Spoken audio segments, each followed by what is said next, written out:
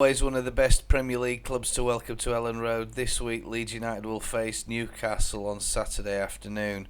This one is kicking off at 12:30 at Ellen Road. So it is the early lunchtime kickoff. I can't wait, to be honest with you. I remember the Newcastle games of old and Leeds United, and it was always a battle, and their travelling away fans are by a long way some of the best travelling away fans in the overall Premier League, in my opinion. Well, they were back then. We used to always call them the Cartoon Army. I don't know if that still stands or not. Maybe it does, maybe it doesn't. Whatever the situation is, they didn't really like it back then. So let's hope that Ellen Road is going to be a cauldron on Saturday afternoon, and let's hope that we can make it as a very uncomfortable visit for the Geordies. Newcastle's record during the month of April was absolutely astonishing. They actually scored 22 goals, won 6 out of their 7 fixtures, and only conceded 8 times. 3 of those that they conceded were against Aston Villa, and that was an away fixture. They lost at home against Arsenal in May, and that was on the 7th, and as we know, that was 2-0. But one of those goals was an own goal. So let's have a look at what went wrong for Newcastle during that match, and also what went wrong for them against Aston Villa. Can Leeds exploit any weaknesses? Big Sam certainly thinks so. He's just finished his press conference and he had plenty to say, so I'll talk a little bit about that in this video. Right, we're going to have a little chat about Alexander Isak. He seems to be a threat for Newcastle United, one that probably hasn't been talked about so much this season. But I'm going to talk a little bit about him in this video, and from what I can gather, he's had 26 shots throughout this campaign. 22 of those have been on target, and he's scored 10. He has also had touches and been involved in 11 other goals for Newcastle United. What he tends to do is he tends to drop off a little bit deeper, and he'll support the midfield in trying to win the ball. And he's very big, strong, powerful guy, this guy. And once he gets that, he's got a very good passing accuracy for people like Callum Wilson or whoever else is playing up front and ahead of him. So he's going to be a danger man and one to watch for Newcastle United. I think that if he starts against Leeds, whoever it is that's a holding midfield role, they're going to have to be on top of their best game, trying to cut out the passes, trying to make sure that this guy doesn't get the ball into feet, because if he does, he's going to turn and try and hurt defenders, trying to play balls between the centre-backs and the left-back and the right-back, just in that little pocket of space there, looking for Callum Wilson, like I said, or one of the other Newcastle runners. What can we say about Callum Wilson? He's got 15 goals in 32 appearances for the Magpies this season, 10 of those coming with his right boot, 2 of them with his left boot, and 3 from his head, of course. And his shot and pass accuracy is very, very high. He's a highly rated player. I've always admired him as a player, and I think he's played it with Eddie Howe for a lot of his career. So it makes sense that he's playing under Eddie Howe at Newcastle United.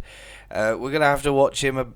If he gets anywhere near our 18-yard box, he's going to make little darting runs, try and get in and about the 6-yard box as well, looking for tap-ins, headers, things like that. The other thing with Newcastle, of course, is they do spend a lot of time rehearsing and practicing moves from corner balls, free kicks and set pieces, etc.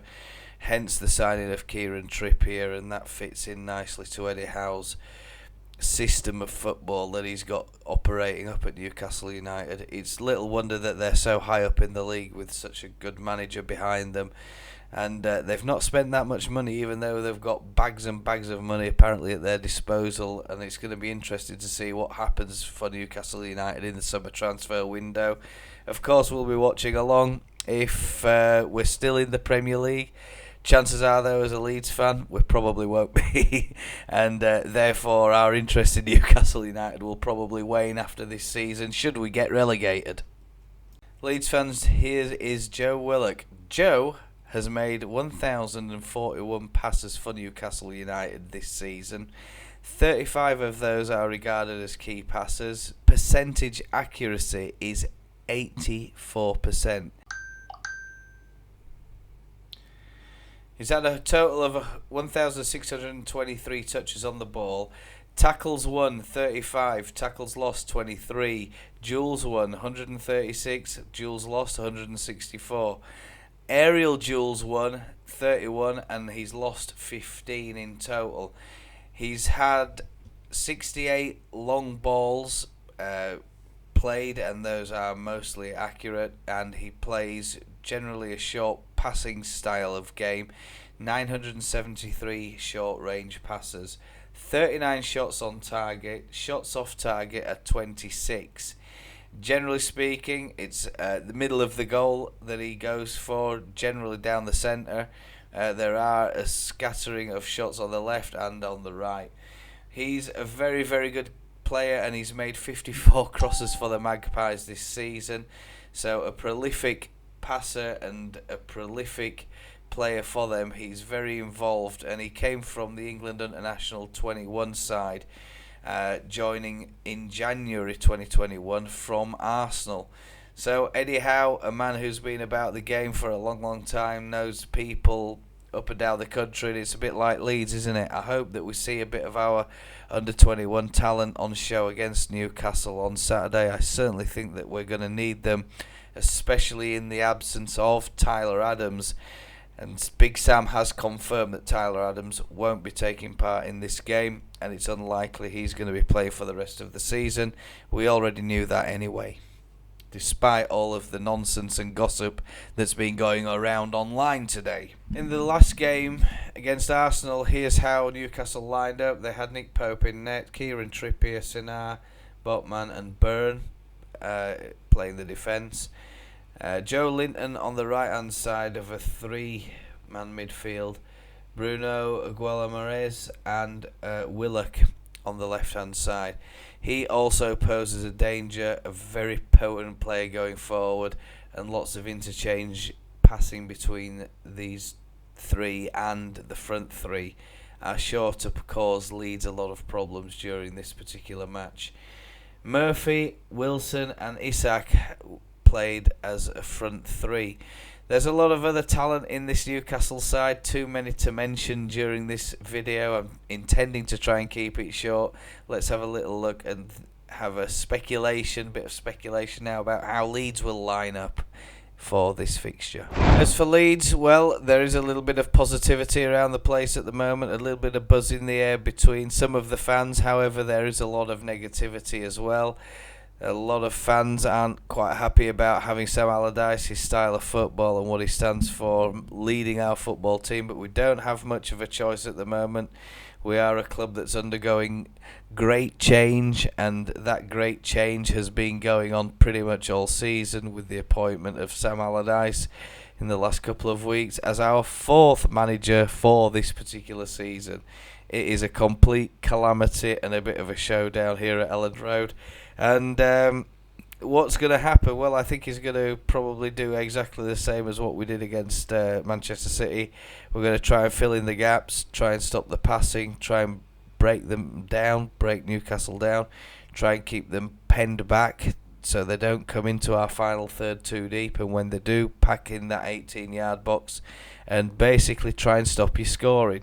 I don't honestly see Leeds playing any other way. I've looked at some of the replays of Newcastle's games recently, and you know, Joe Linton, he's found himself in some glorious spaces inside the 6-yard box, inside the 18-yard box, as well as the other players who have scored for Newcastle United. So I could see that we're going to be quite defensive for large amounts of this game, but I certainly hope to see a Leeds United that's going to try and attack Newcastle a little bit more than what we did against Manchester City. Here's what I would do. Here's what I think Big Sam will do. It's only my opinion. It's only my guess based on the information that's available at the moment. Well, I've gone for a lineup that's likely to give us a few more attacking options than we had against Manchester City, and I've also kept the same goalkeeper Robles in the nets, Christensen, Wober and Cock, but I had second guessed that one now, and I'm thinking I'd get rid of Cock on this game and probably put in Junior Firpo. I think he's probably going to be a bit more suited to it, and he's probably got a little bit more pace than Robin Cock, I think. Maybe I'm wrong on that one. Perhaps you agree or disagree. Let me know in the comments, and I'll read and reply. Somerville on the right hand side, Harrison on the left hand side, Greenwood, Giabi and Forshaw. Forshaw would have a bit of a free roll. Could he go back for us and make a back four, or could he go up a little bit more, push on and sit in behind Rodrigo and Nonto and try and distribute the ball a little bit better for us, as I feel that is something that we definitely missed against Manchester City. Right, well, that's all for this video. Will we win? Probably. I hope so. Let me rephrase that. I hope so. We probably won't.